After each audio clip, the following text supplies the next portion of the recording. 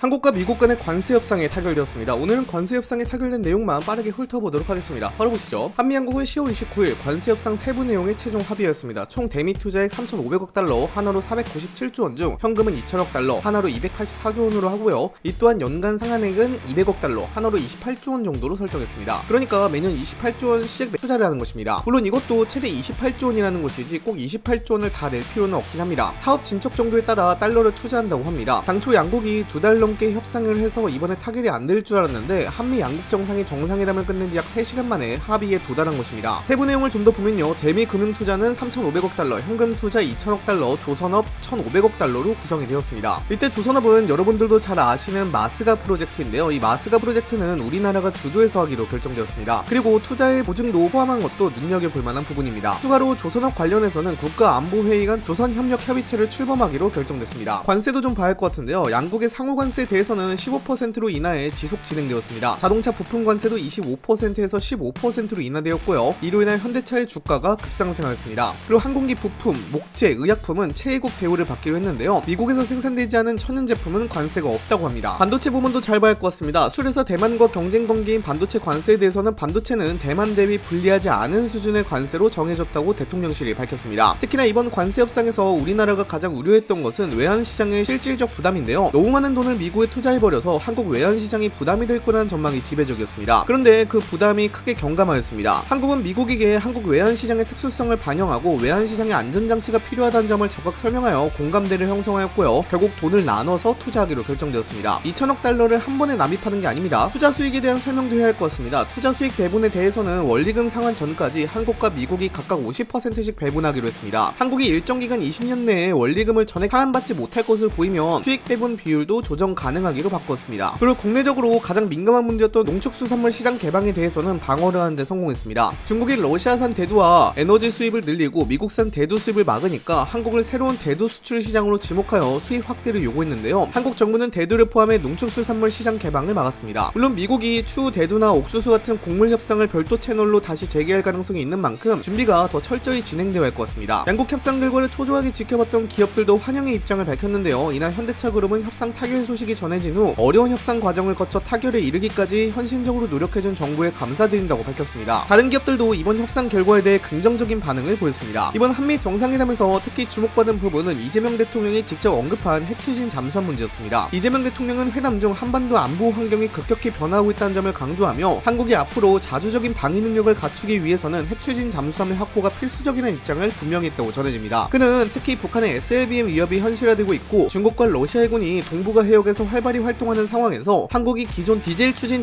잠수함만으로는 대응 능력에 한계가 있다는 점을 지적했습니다. 핵 추진 잠수함은 한 번 연료를 주입하면 수개월 이상 잠항이 가능해 장기 작전과 원해 작전이 가능하다는 점에서 단순한 군사력 강화 차원을 넘어 전략적 자율성을 확보하는 수단으로 인식되고 있습니다. 이재명 대통령은 트럼프 대통령의 이러한 논리를 조목조목 설명하면서 한국이 핵 추진 잠수함을 보유하게 되면 미국 역시 동북아시아 지역에서의 안보 부담을 상당 부분 덜 수 있을 것으로 설득했습니다. 즉 한국이 자체적인 억제력과 감시 능력을 강화하면 미국의 군사적 개입 빈도나 비용이 줄어드는 만큼 동맹의 효율성이 높아진다는 논리입니다. 트럼프 대통령 역시 이에 대해 공감을 표한 것으로 알려졌습니다. 그는 한국이 이미 첨단 조성 기술과 원자력 기술력을 보유하고 있다는 점을 언급하며 핵 추진 잠수함이 한국의 방위력 강화뿐 아니라 한미 안보 협력의 구조적 안정성에도 기여할 수 있다는 데 의견을 같이 했습니다. 더불어 트럼프 대통령은 원자력 협력, 즉 민간 및 군용 원자력 기술의 공동 개발과 관리 체계에 대해서도 강한 관심을 보였다고 합니다.